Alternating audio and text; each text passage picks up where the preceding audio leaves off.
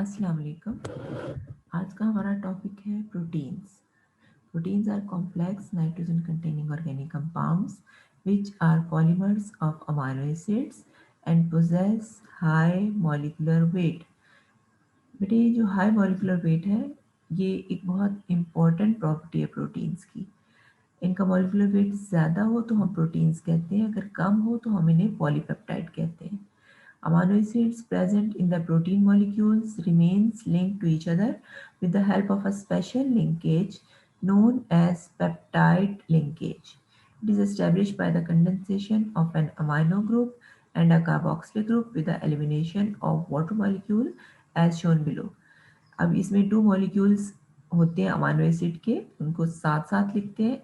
एक ग्रुप का अमाइनो और दूसरे का कार्बोक्सिलिक, इनमें से एक वाटर मॉलिक्यूल निकल जाता है और नाइट्रोजन, एक अमाइनो एसिड की नाइट्रोजन और दूसरे की कार्बन के दरमियान पेप्टाइड बॉन्ड बन जाता है। The word protein has been derived from proteios which means primary और holding first place. The compounds under this category have been called proteins as they are of primary importance in the structure of organism.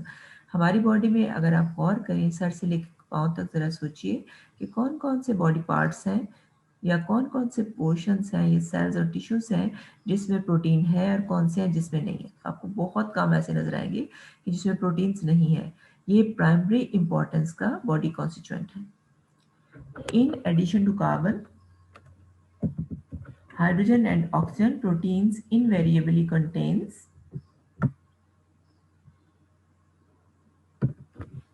nitrogen and generally sulfur. Proteins have also been found which contain phosphorus, iron, copper, iodine, manganese, zinc and other elements. Proteins are essential nutrients for the human body. हमें पता है कि protein बहुत prime importance की है, उस diet को बहुत अच्छा कहा जाता है जो रिच इन प्रोटीन्स होती है। They are one of the building blocks of body tissue and can also serve as a final source. Proteins are polymer chains made of amino acids linked together by peptide bonds. From nutritional point of view, in nutrition, proteins are broken down in the stomach during digestion by enzymes known as proteases into small polypeptides to provide amino acids for the body, including the essential amino acids that cannot be synthesized by the body itself. Basically amino acids दो तरह के हैं जिन्हें body खुद synthesise कर लेती है, उन्हें कहते हैं नॉन एसेंशियल अमीनो एसिड्स। और जो हमारी बॉडी सिंथेसाइज नहीं कर सकती, जो हमें डाइट में लेना पड़ते हैं, उन्हें हम कहते हैं essential amino acids. All proteins are polymers of amino acids and all these amino acids except two, glycine and valine, have an amino group attached to the carbon atom next to the carboxylic group, the alpha position. That is why they are called alpha amino acids. Basically बेटे एक amino acid में दो functional group है, amino और carboxylic, ठीक है।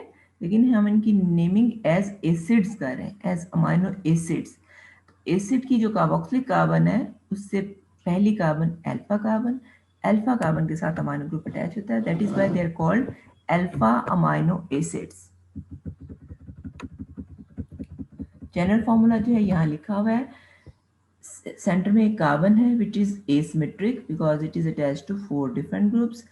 एक तरफ R है, then H, then NH2, then C double bond OH। ये जनरली सारे के सारे 20 जो अमाइनो एसिड्स हैं ये उनका जनरल फॉर्मूला है। जो R है इसके बदलने से अमाइनो एसिड्स बदलते जाते हैं। अच्छा जी, the R called amino acid side chain और रेजिड्यू। R को हम साइड चेन कहते हैं। H, NH2, C double bond OH, ये सारे अमाइनो एसिड्स में कॉमन है, सिर्फ R के बदलने से अमाइनो एसिड बदलते जाते हैं। Some proteins yield only alpha amino acids when they are hydrolyzed. There are others, whereas others produce amino acids plus other types of molecules such as carbohydrates or pigments. Later are called conjugated proteins. आगे बेटे हम proteins की जो classification है वो पढ़ेंगे। तो conjugated proteins होती हैं जिसमें प्रोटीन्स के अलावा दूसरे कार्बोहाइड्रेट्स या कोई और अमीनो एसिड्स लिपिड्स वगैरह साथ होते हैं। Hydrolysis may be done either by boiling with mineral acid or strong alkali or proteolytic enzymes. Protein molecules like those of glycogen, starch, and cellulose, sorry, um, ये बेटा इसको आप छोड़ दें इतना पोर्शन। अच्छा जी, the capacity of living organisms to store protein is limited and relatively small when compared to their capacity for storing carbohydrates and fats. अब देखिए कि हम carbohydrates in the form of glycogen ज़्यादा स्टोर कर सकते हैं, फैट्स के भी फैट डिपॉजिट होते हैं, लेकिन जो प्रोटीन्स हैं वो बहुत ज़्यादा स्टोर करने की कैपेसिटी नहीं होती। Proteins are however stored under special conditions as in eggs and seeds for use by the developing or immature organism until it can obtain food from its environment. Although the carbohydrates and lipids are both essential constituents of the protoplasm, but the proteins are of primary importance because of the fact that they possess peculiar chemical and physical properties. अच्छा जी, ये तो बात हो गई कि carbohydrates, proteins, lipids, nucleic acids, इसमें से जो प्राइम इंपॉर्टेंस की है प्रोटीन्स है, राइट। उसके बाद थोड़ा सा देख लें कि क्लासिफिकेशन ऑफ प्रोटीन। प्रोटीन जो है उनकी क्लासिफिकेशन उनकी फिजिकल केमिकल प्रॉपर्टीज़ की बुनियाद पर की जाती है या फिर बायोलॉजिकल फंक्शंस की बुनियाद पर।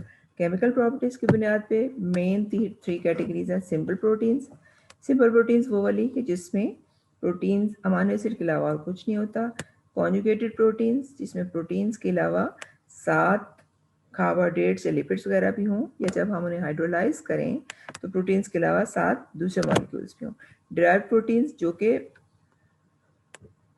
जिसमें कि सिंपल जो कॉन्जुगेटेड प्रोटीन से डिराइव की जाती हैं उन्हें हम डिराइव्ड प्रोटीन्स कहते हैं।